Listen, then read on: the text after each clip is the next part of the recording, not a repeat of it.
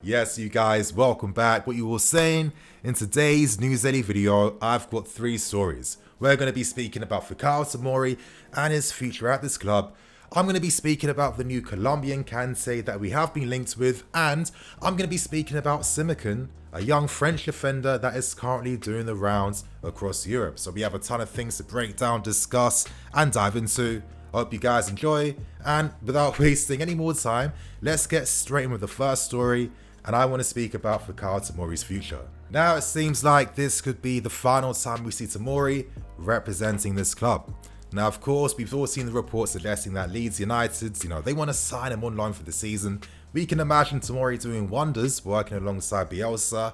However, what I'm also hearing is that there's a massive, strong possibility he could be sold on a permanent in this window. And the interest is coming from France and from Germany, with clubs from these regions showing the strongest interest to make his signing a permanent.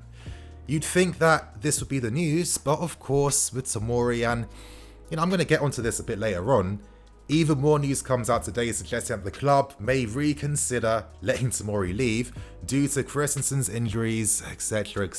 And to be honest with you guys, I want to give my thoughts and opinions on this because I've always felt quite strongly about how we've mismanaged losing Tomori, and for me this is like an example of how we've mismanaged previous players like Loftus-Cheek and other guys that could have benefited from getting consistent game time from a younger age. Now the reason why we continue to make the same mistake is because we prioritize the senior players over the young ones, and the reason why we keep prioritizing the senior guys is because for me the boards are not doing their job letting these guys go and selling them for a reasonable price. Now, we saw in the summer with Rudiger in particular that Tottenham were showing strong interest to sign him. The club absolutely rejected that, and to be honest, I can understand it. However, he was getting priced out for moves to Paris Saint-Germain, and now that Tuchel has left PSG, they were showing some strong interest to even sign him right now. It feels like, again, the plan has backfired when it comes to selling players, and I just keep thinking to myself, how long will we keep making the same mistake, letting these guys leave? Because the issue that comes with this is that Lampard now has to find unique ways to bring that squad harmony. When you have senior players on big money, senior players that want to represent their nations in the Euros as well, you're kind of forced to have to sacrifice the younger player to appease the senior one, for the greater good of just having a balanced squad. It's very frustrating. I feel for Tomori, and for me, last season, I felt like Lampard made a mistake bringing Tomori into this team way too soon. I gave my opinions last season. I think that Luis should have remained for at least one more year before moving on this season.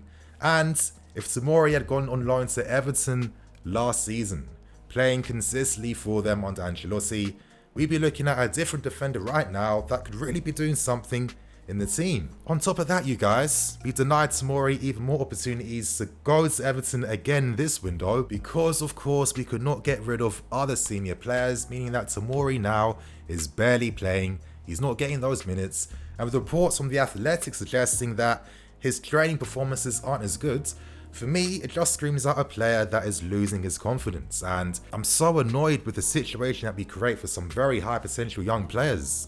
There has to be some foresight when it comes to sometimes sacrificing senior players, taking an L on the profit we can gain from them to think about the greater goods, because I keep thinking to myself, if Tomori had got 2 years of consistent game time at this level, next season he'd be coming back and we'd be seeing an outstanding pro, because of course Tomori has those qualities, you guys. We know with his pace, he plays those vertical forward passes, he's got great technique as well, and 1v1 he is a ridiculous great defender. However, I understand why, compared to the other senior players in the team, he makes more mistakes. I feel like he makes more self-inflicted mistakes, and I think a lot of that comes down to his concentration, and that is something that all young defenders do suffer with. I've seen it happen with John Terry, I've seen it happen with so many young defenders back in the day.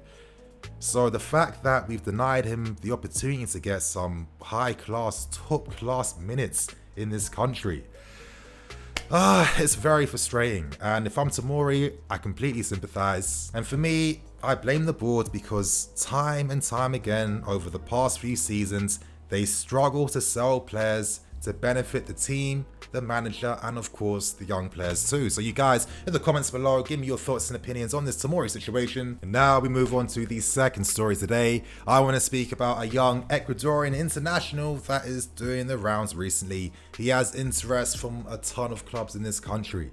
At this point in time, Everton and Ajax are showing the strongest interest to make his signing a permanent, and of course we are also in the running to sign him as well. His name is called Moises Caicedo, an Ecuadorian international with 4 caps. He's made his name in the Libertadores competition where he has been quite outstanding, and he's known as a player that has that combination of qualities that Kante and Pogba have. Now, of course it's quite hyperbolic, but in reality, this is a great young midfield player that has a great reading of the game. He understands how to play those vertical passes and progress the ball too. And being a natural DM, he's now been evolved into a more of a box-to-box midfield player where he's adding goals to his game as well. He's one of those young guys that has that mentality to, play at the high level. He's not fazed by playing against experience, and he looks to take responsibility in game. And considering that with this potential, the new post-Brexit regulations too, which means that due to the international caps that he has received for Ecuador, we can sign him and he could be part of the squad too. All of this for 4 million.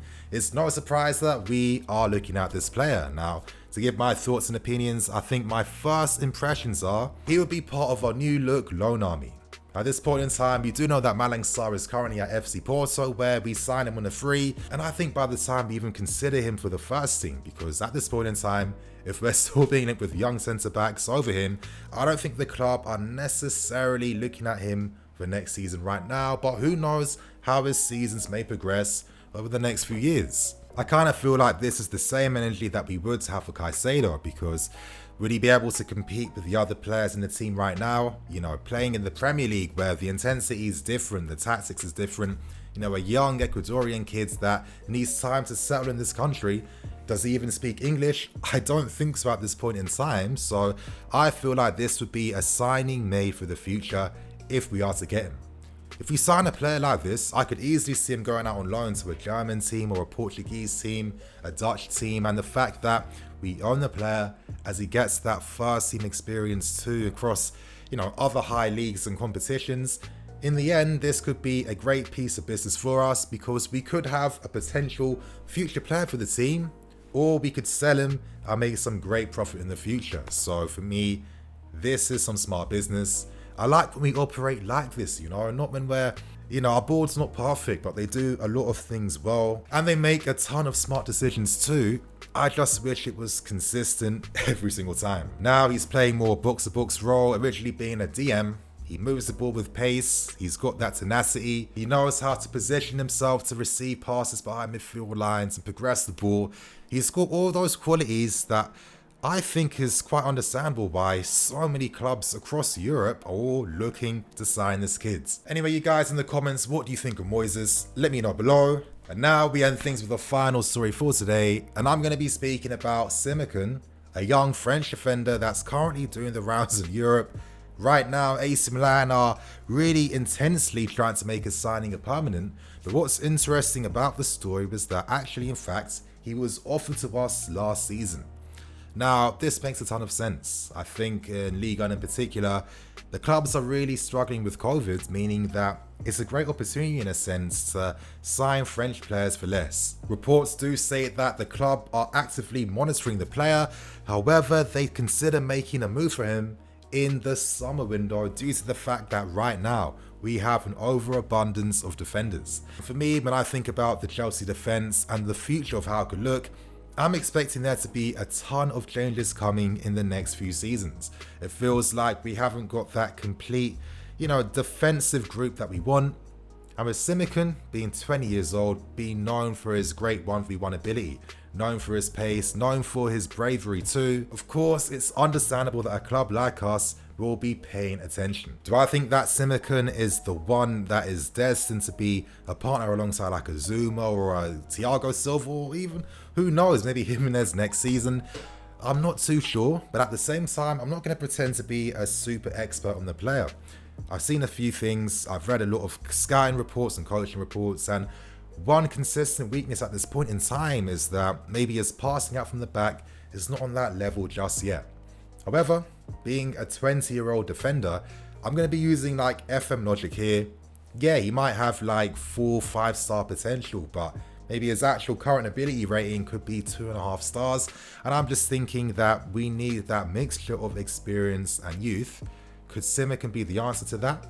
I'm not too sure, but I do feel like he has been growing strides and strides since making his debut for Strasbourg last season. He is able to play as a right back, in defense, and also as a DM as well. So with young players like this, there's a lot of potential.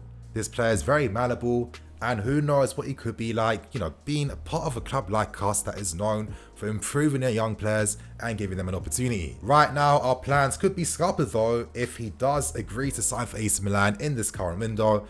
But if that doesn't happen, expect the news surrounding this player to intensify even more once we reach the summer periods. But there you guys, that was the news daily video for today. There should be some more content coming out from me later today as well, so you guys bear with me. It's been an absolutely mad start to my 2021 year. Wow, you know, when you get older, life gets so unpredictable. You wake up tomorrow and you just really don't know what to expect. So you guys, on that note, I'm gonna wrap things up, keep things moving. I'm in EFC, this is Blue Lions TV. I'll catch you guys later with some more videos.